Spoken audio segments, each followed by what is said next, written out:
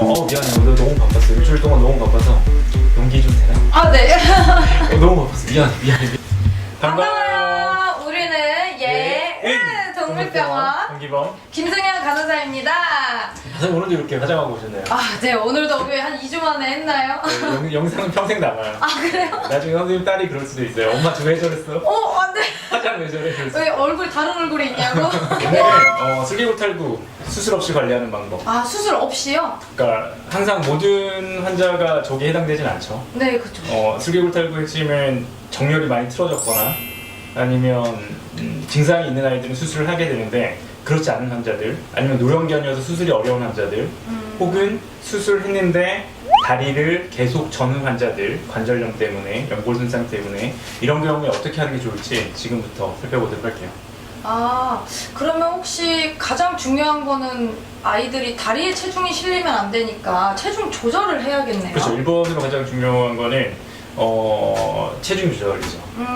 그러면 그 보호자님들께서 살을 몇 킬로 얼마나 뺄지 어떻게 알 수 있을까요? 그거는 BCS라고 해서 비만의 정도를 최대한 객관적으로 하기 위해서 만들어 놓은 지표가 있는데요. 그것을 주치의 선생님과 상의를 하셔서 적절한 체중을 살펴보는 게 좋아요. 그러니까 아이들마다 뭐 500g, 뭐 1kg 이런 게 정답이 아니라 환자 상태에 따라서 전혀 다를 수가 있으니까 주치의 선생님과 상의를 해서 목표 몸무게 정하기, 일주일에 1% 빼기. 1% 빼기. 일주일에 1% 빼기. 그게 가장 이상적인 거라고 보시면 됩니다. 아, 그럼 살은 뭘 먹이면서 빼야 될까요? 살을 빼내기 위해서 다이어트가 사실 어려워요. 말만 쉽지. 어떻게, 왜냐면 아이들이 이렇게 쳐다보잖아요. 이렇게. 아, 맞아. 귀엽게. 그거 어떻게 안 줘. 그러니까 어려워. 살 빼는 게 사실 쉽진 않은데, 일단은 살을 빼기 위해서 특별하게 나온 처방식들이 있어요.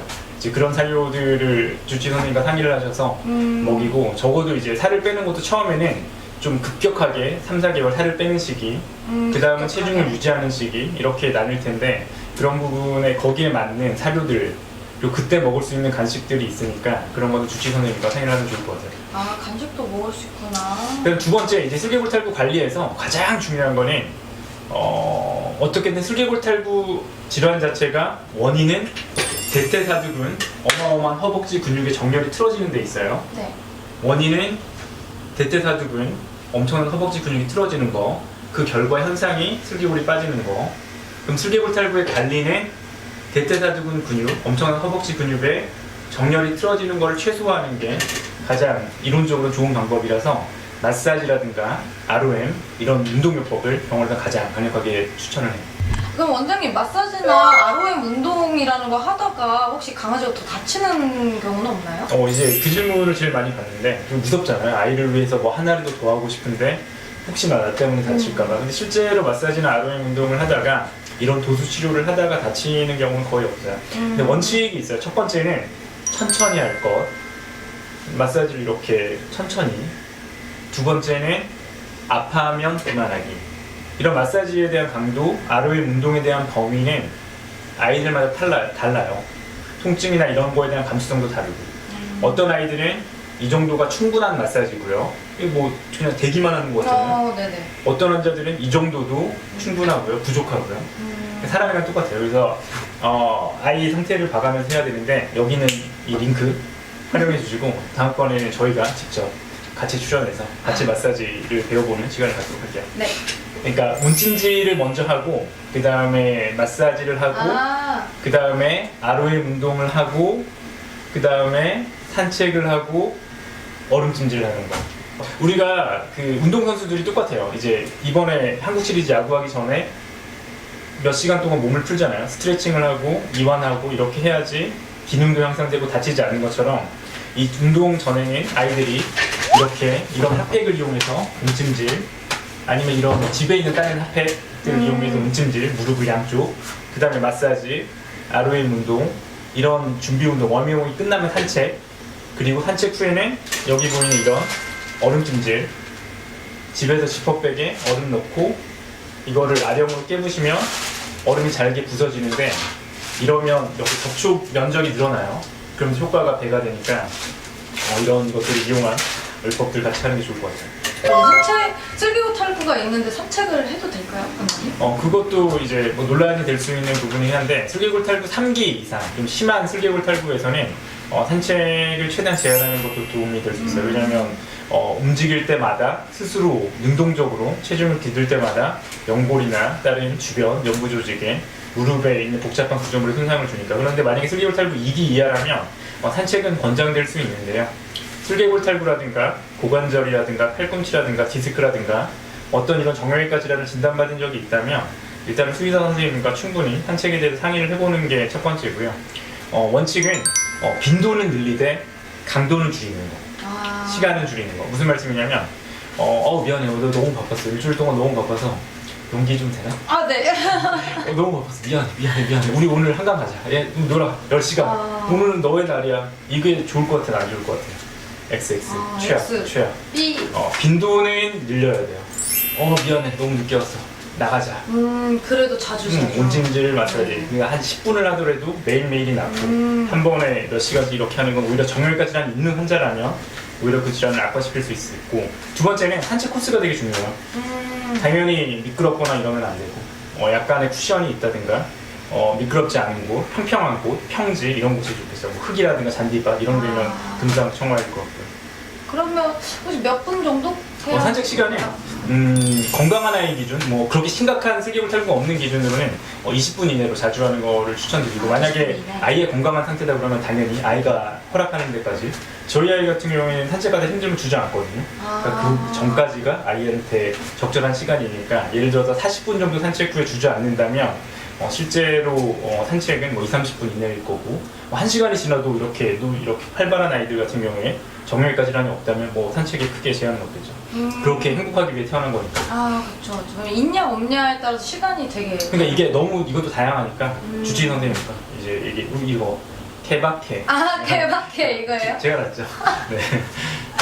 그러면 아까 산책을 미끄러지지 않는 곳에서 이제 하라고 하셨는데, 이제 집은 어쩔 수 없이 미끄럽기도 하고 요즘 도로도 미끄러운 그렇죠. 곳이 많은데 혹시 막 게이트 헬퍼라고 미끄럽 방지하는 게 있어요? 이게 되게 중요해요. 그러니까 이제 야생에 살거나 아이들이 이럴 경우에는 이제 미끄러지거나 이런 상태가 없잖아요. 근데 집안에 살다 보면 자주 미끄러지고 스스로 이렇게 조심히 걷다 보니까 관절의 가동 범위가 제한되고 실제로 엄마가 와서 행복하게 나가다 보니까 미끄러지면서 넘어지는 경우 저는 자주 봤거든요. 그런 경우에는 이제 관절 질환이 악화될 수가 있으니까 집안에 이제 매트를 가시는 분들이 많아요. 좋아요. 너무 사랑스러워요. 좋아요. 도움이 돼요, 분명히. 그래서 매트를 이렇게 집에 까시거나 아니면 요즘 이런 제품들이 있으니까 사이즈에 맞게. 사이즈는 뭐 세 가지가 있습니다. 그렇죠. 네. 사이즈는 뭐 원래는 실로에서 재는 건데 이제 그런 것도 이제 선생님하고 상의를 해서 결정을 하시면 될 것 같아요. 근데 이게 오늘 보니까 되게 조그매요. 근데 이거 혹시 애들이 먹어? 먹는 경우가 실제로 많아요. 굉장히 많이 봤는데 먹어서 문제가 되는 애는 본 적이 없어요. 그러니까 먹어도 변으로 나오니까 놀라지 마시고. 네, 그냥 속상하죠. 속상해. 그렇지 화내지 마시고. 네. 괜찮아. 네. 이 게이트 헬퍼와 함께 또 중요한 것 중에 하나가 이거 발바닥 털. 비날들이 많아요. 네, 마음이 아파요. 속상하고. 그러니까 미끄러지지 않게 아이들 항상 발바닥 털 이런 거 인터넷으로 구매하셔서 댁에서 직접 해주시는 게, 아이들이 원래 발을 만지면 싫어요. 원래 그래요, 아이들 본능적으로. 하지만 이런 거를 어떻게든 만져서 이렇게 하는 거, 이런 거는 서로 행복하기 위해서 필요하니까 발바닥 털 자르는 거 신경 많이 써주셨으면 좋겠어요. 그리고 또 하나 사실은 이런 운동요법, 지금 우리가 하고 있는 운동은 능동적인 운동이잖아요. 자기가 스스로 하는 운동이잖아요. 네네. 이런 거에서 가장 좋은 건 수영이에요, 수영. 압도적으로. 저는 수영이 매니아. 그러니까 산책 같은 경우는 이렇게 쿵쿵 체중이 닿는 운동이고, 수영은 이제 부중 때문에 떠서 하는 운동이다 보니까 관절이나 연골 손상이 적으면서 주변 근육을 강화시킬 수 있는. 슬개골 탈구 원인이 뭐죠? 뒷다리 전체 근육에 틀어진 거, 근육이 틀어진 거. 물론 근육이 틀어진 거는 너무 복잡하고 알 수 없는 원인이 많은데 근육을 강화시켜야 돼요. 그러기 위해서는 가장 능동적인 운동 중에 좋은 건 수영. 그럼 수영은 또 어디 가서 해요? 그러게요. 그런 거는 집에서 할 수도 있어요. 이제 저희 병원처럼 재활센터가 있으면 요즘에는 많이 늘어나긴 했지만 수중 시조가 수영장도 있지만 그런 게 아니라 댁에서 욕조에서 구명조끼를 구매해서 이런 식으로 20분 정도 하시면 좋아요. 근데 여기서 하나의 팁이 아, 야, 네가 수영하기 게 낫다 그래서 수영을 했더니 그 뒤로 우리 아이 다리 저려 수영하고 나서 아니 원래 그래요. 그럴 수 있어요. 그러니까 수영하고 날 때 충분히 아이들이 이렇게 많이 가동 범위가 늘어나고 운동을 하니까 그 이후에는 조금 다리를 저는 모습이 보일 수 있는데 그러면 어떻게 해야 될 것 같아요? 찜질을 해야 됩니다. 온찜질 아니고 운동 후에는 냉찜질. 운동 후에는 냉찜질입니다. 그렇죠. 야구 선수들이 시합 후에는 냉찜질. 맞아요. 다리를 절 때는 산책 후에 다리를 절었다 그러면 냉찜질. 네, 이렇게 해주시는 게 좋아요.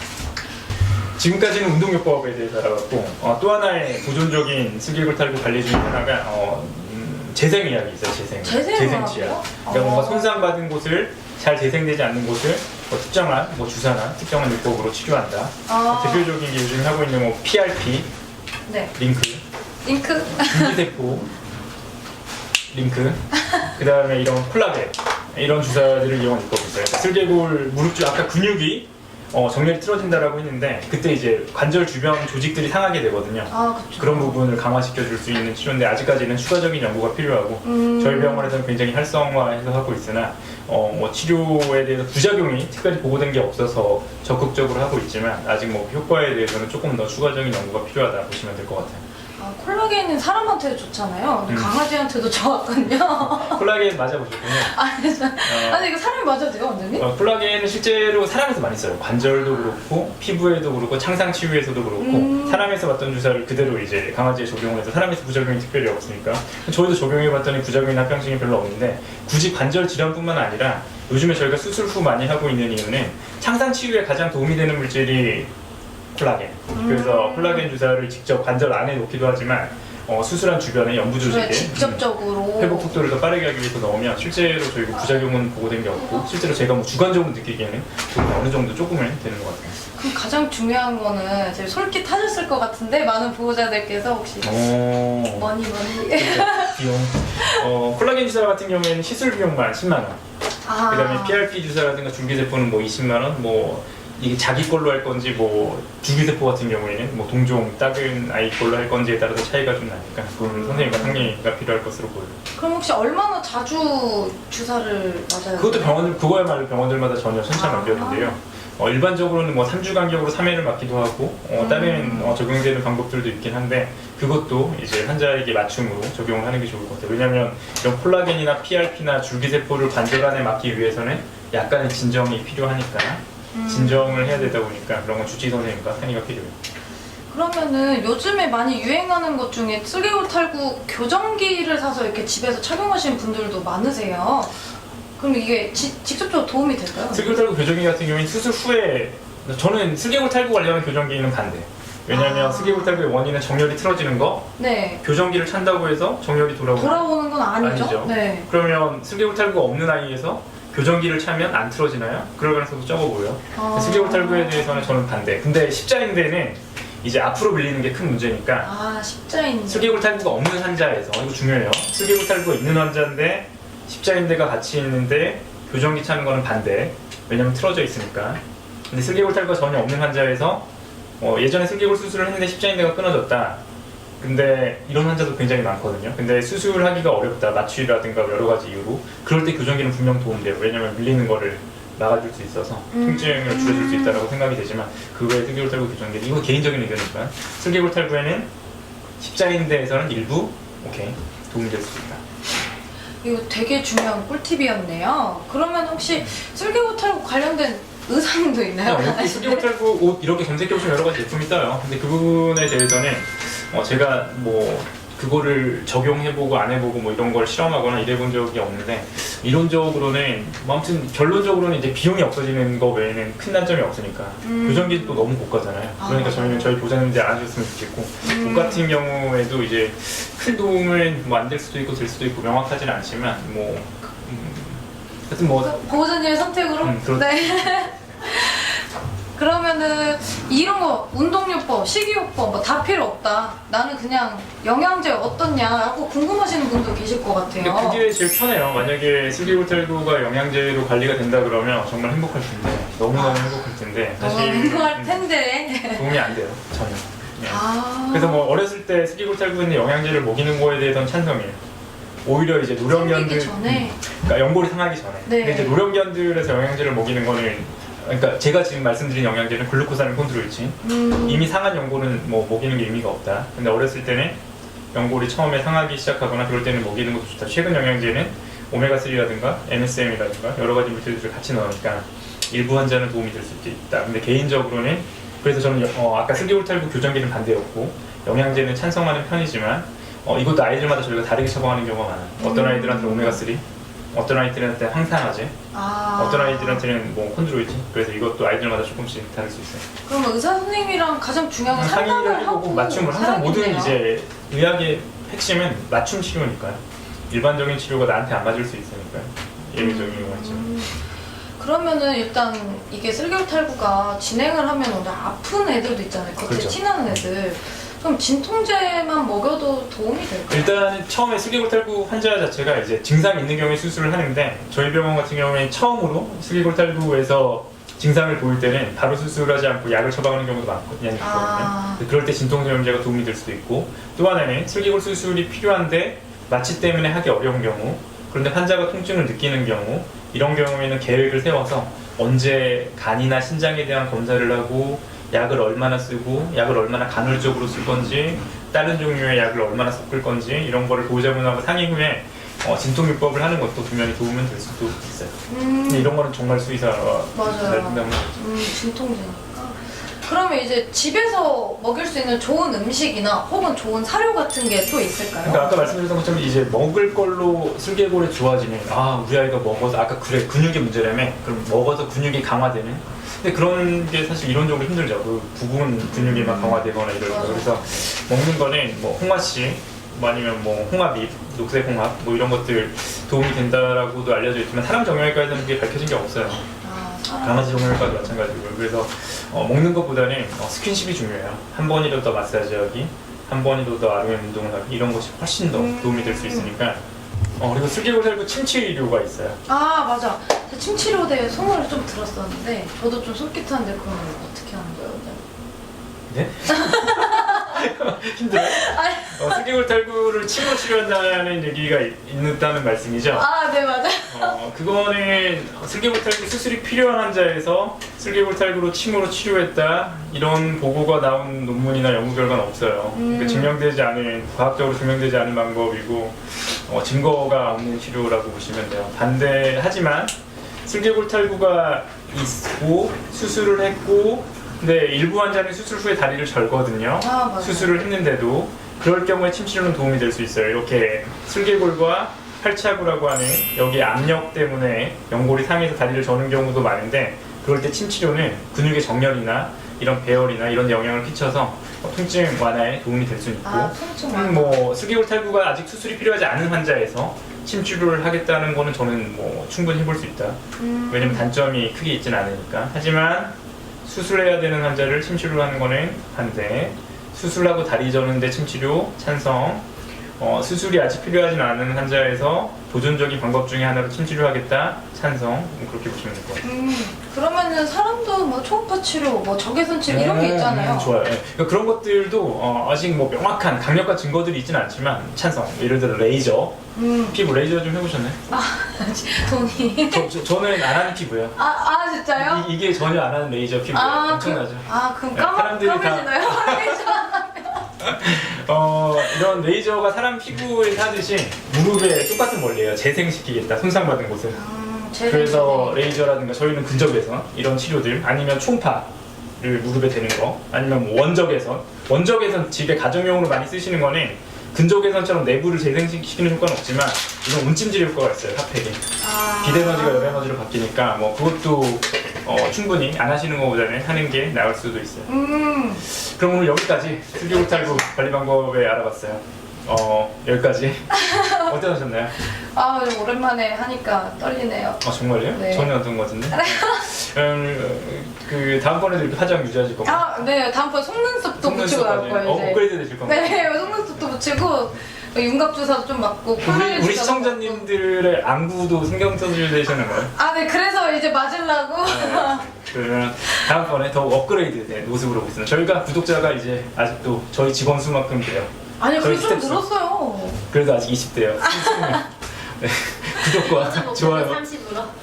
왜 1.5개 30으로 우리가 막 많이 되면 뭐 노래방 가고 뭐 자선 기부하고 막 하려고 했는데 목표를 50명 잡자. 50명. 일단 50명. 구독 50으로. 네. 좋아요와 구독 부탁드립니다. 좋아요와 구독 여기 보이시죠? 네모네모 눌러주시고요. 오늘도 여러분들께 꿀팁을 선사했던 우리는 동물병원이었습니다. 감사합니다.